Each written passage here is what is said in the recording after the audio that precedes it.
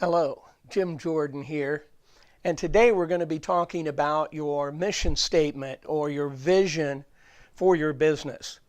This is a very important part of the business planning process because it's going to give you a sense of direction of where you're going with your business. It needs to contain some of these items here. It's going to be the focus of your business. Where are you going to focus your effort? There's lots of different directions that you can take. This is going to determine the direction that your business is taking. It's going to give you a sense of purpose so that when you wake up every day, you know what you're doing. You can hit the ground running because you've got a sense of purpose. You know what you're doing on a daily basis. And it's a measure of your values and your dreams. It needs to be an expression of that. What would your ideal business look like? And finally, it's a moral and ethical guide to operating your business. What are the things that are important to you from a moral and ethical perspective? Now, as you're putting together this mission statement, this vision for what your business is going to be, it needs to be relatively short. Just a sentence or two is all that's needed for a mission statement. If it's too long, you won't remember the mission statement and it really won't have any value to you. So keep it short. And then put it somewhere where you'll see it on a daily basis. Maybe make it the background for your computer screen so that when you open your computer up, your laptop, it pops up on the screen. Or maybe put it on your mirror in the restroom. Then you can go in there and when you're getting ready for work, you'll see your mission statement there. And that will remind you of what you're doing in your business. Now, let me give you some sample mission statements. First of all, my mission statement for my personal business. I'm a real estate brokerage, and so my mission is to reach out to real estate agents and provide them brokerage services. So for 2019, here's my mission statement. We are entrepreneurs seeking to mutually grow our businesses and provide our clients with a world-class real estate experience. So that is my mission for Realty World Indy for 2019. You might have a similar mission statement for your real estate business. It might be, my mission is to make a difference in my clients' lives by helping them have a world-class real estate experience. You might say something like this: I'm going to help my clients get more money. I'm going to help my clients get more money for their house when they sell, more house for their money when they buy, and more return on their investment when they invest. So that could be a sample mission statement. Now that's very basic, very simple mission statement. Now, you can make the mission statement more specific by adding a focus. So let's say, for instance, that you're going to focus on millennials in the coming year. You might modify the statement to say, I'm going to make a difference in millennials' lives by helping them have a world-class real estate experience. And so that would focus that just a little bit more by saying that you're focusing on millennials, or you might be focusing on move-up buyers, or you might be focusing on seniors that are maybe downsizing buyers. So decide where your focus is going to be, and you might include that as part of your mission statement. Now, the thing that supports a mission statement are values.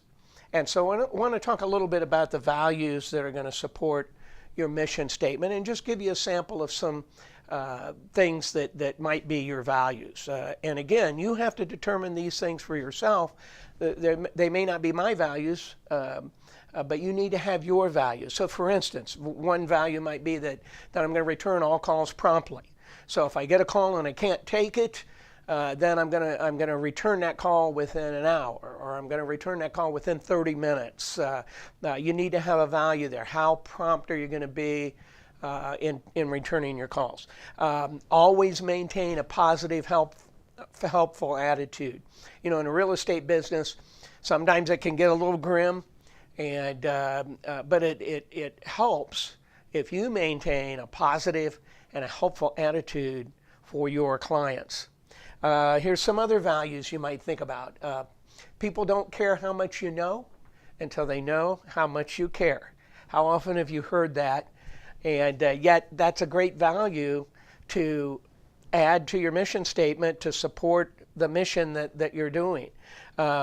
Maintain the highest ethical standards. Now, the Rotary International has what they call the four-way test of the things we think, say, or do. First, is it the truth? Second, is it fair to all concerned? Third, will it be beneficial to all concerned? And fourth, will it build goodwill and better friendships? And so those are some of the tests that we can apply to our real estate transactions as a value. So that gives you maybe an ethical value. How about giving sellers their money's worth? They're paying a lot of money for you to sell their home, and what kind of services do they get in return for that? Do they just get a listing in the BLC and some pictures, and that's basically all they get? Do they get more? What kind of marketing are you going to do for them? How are you going to help them through the process? Are you going to report back to them throughout the process of what you're doing to help get their home sold? So those are some things that you might talk about. Be available to your buyers. When you have buyers, they have lots of questions. Make sure that you send the message to them that you want to answer their questions for them.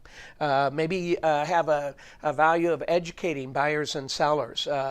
You do real estate transactions every day. And buyers may only do it, this may be the first time they've ever done it. Or a seller might be the first time they've ever done it, or they've done it maybe twice in their lifetime. And so they're not as experienced as you are. So you can educate them in the process, help them understand with your experience. You can pass that experience on to them and help them have a better real estate transaction. You can provide useful information throughout the transaction process. It doesn't just stop when you get an accepted purchase agreement.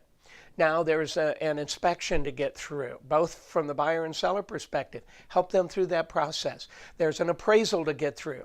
Help them through that process. If they're a buyer, there's the financing process to get through. Help them get through those processes and provide useful information throughout that whole course of the sale, right up to closing, and maybe even beyond closing. So keep that in mind. That could be a value. Use technology to streamline the transaction. At Realty World Indy, we have the Tech Pack available to you. And there's DocuSign digital transaction rooms. This can help keep your transactions online, gives you one central location for all the information about the transaction. And you can even have checklists that will keep you on track, making sure things don't fall through the cracks, and making sure that you get the transaction done in a smooth process and streamlined. You can follow a system, have a system for buyers and sellers. Put together checklists of things that you want to do to get them through that process. This can be a great way to help buyers and sellers. Say what you mean what you say. How good is your word? In the old days, they didn't even write contracts. And now we have an 8-page purchase agreement. So you want that balance there of making sure you mean what you say and then say what you mean. Always treat cooperating agents with respect.